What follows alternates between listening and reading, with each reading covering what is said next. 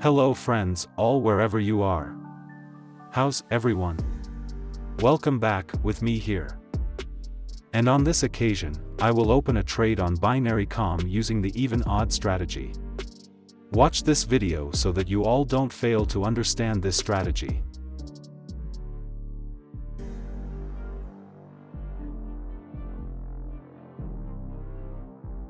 Click the one I market. That's the odd-even market strategy that you can use in this trade.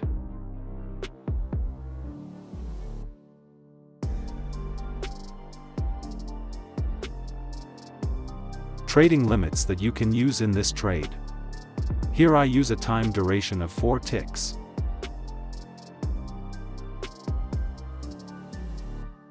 A place to set a price that you can use in this trade.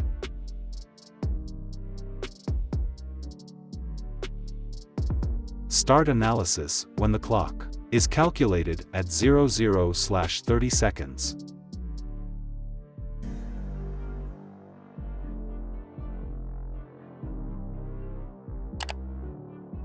See final number out in this little graphic. When an odd number comes out 3 times, it come out sequence at the end, then make an odd number purchase.